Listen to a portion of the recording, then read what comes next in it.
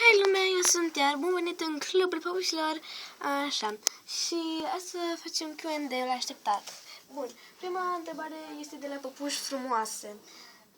Îmi place canalul tău, apropo. Bun, vrei să te abonezi la canalul meu și mă abonez la canalul tău? Da, o să mă abonez, îmi place canalul tău, da, chiar îmi place. Bun, PS, frumos canal, vă mulțumesc. Și în curând o să facem strâmba de 20 de abonați. Da, așa că o să fac un video special cu toate păpușile mele Monster High. Bine, eu n-am păpuși Monster High. Betty, cea din spatele camerei. Și poate să-și arate și fața. De fapt, nu. Mai bine la 50 de abonați să-și arate fața. Ok. A doua întrebare este la Iberi. Îți place canalul meu? Sigur, e un canal frumos. E cu Minecraft. Îmi place. Bun, și o să facem video cu toate păpușile tale. V-am spus, la 20 de abonați, când o să îi fac. Așa, și ultima întrebare de la Ionit.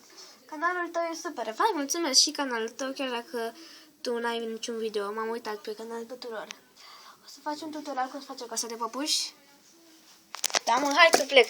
Bun, păi cam asta a fost. Eu am fost Cara și ne vedem data viitoare. Și pentru întrebarea aceea, nu o să fac un tutorial. Doar la vreo 30 de abonați să fac un tutorial cum face o casă, dar deocamdată n-am carton ca să... Așa că, bine, pa! Sper că v-a plăcut Q&A-ul, nu uitați să dați un like, share și subscribe. Pa!